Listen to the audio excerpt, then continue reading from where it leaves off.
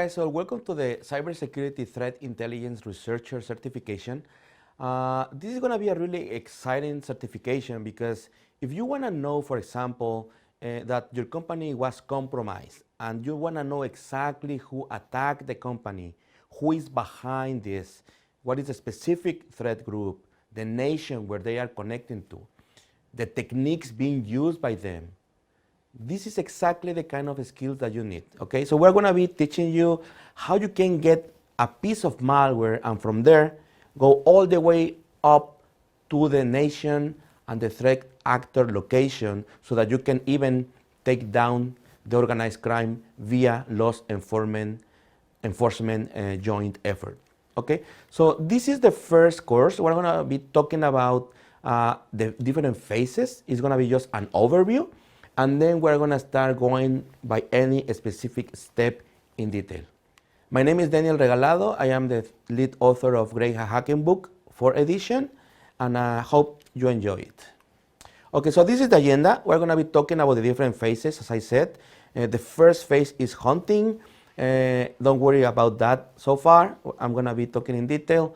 Then second phase is features extraction, behavior extraction, clustering and correlation, threat actor attribution, which is basically deciding who is behind the whole operation, tracking and taking down, okay? So let's talk about the different phases. The threat intelligence researcher goal is identify and track threat actors. As I said, at the end of this whole effort, you should be able to know who is behind. Is North Korea behind? Is China behind? Is a nation state sponsored effort where they are locating from? Those different details is what we need to get by doing this specific effort. Helps to be more proactive instead of reactive. And the reason is that if you understand how this specific threat group operates, you might be able to hunt for more samples or malicious software related to that group, and therefore you can find new samples in the internet, add protections against them, and then you can protect your organization proactively. Broader detection, as I said, because you can find more samples from this specific gang.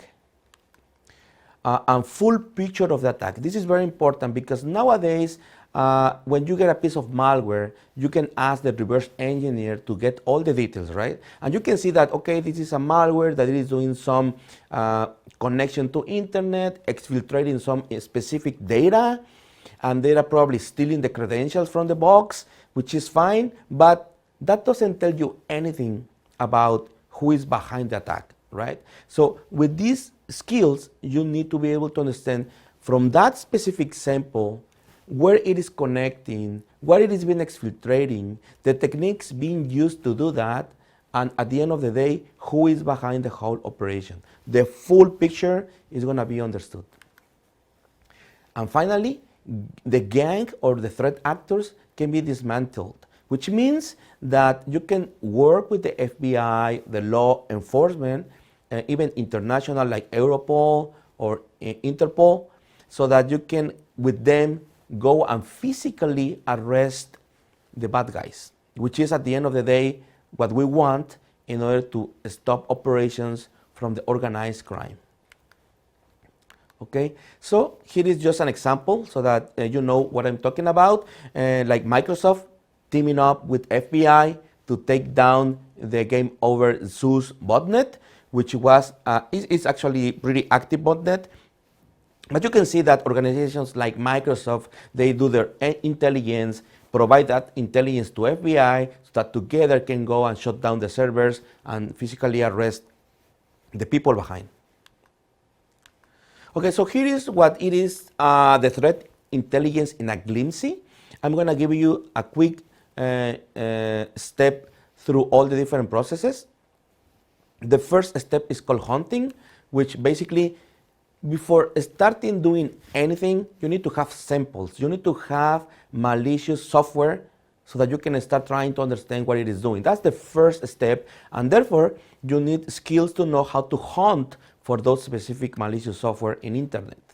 Okay? The second step is once you have the hunting, now you need to extract features. We're going to talk about what are those features, which are static features. Okay? Then once you have the features, you need to extract the behavior, what it is doing. It is downloading from internet, it is stealing your credentials from the box. You need to extract also those features, which is called dynamic extraction.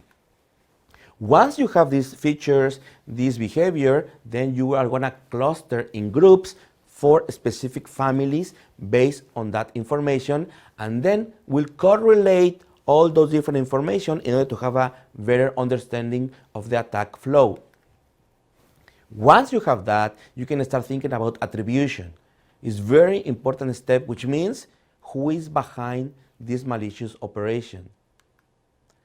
Once you have all that, you identify the threat actor. It is important to track him, to know what he is doing when he is releasing new malware to the victims, when he is opening a new C2 or CNC server, which is the server where they are connecting to send the malicious information or to control the infected victims. You need to be able to track it properly. And finally, the takedown. As I said, you need to be able at the end to provide all information if needed by the law enforcement so that they can go and shut down the server and even physically arrest the bad guys.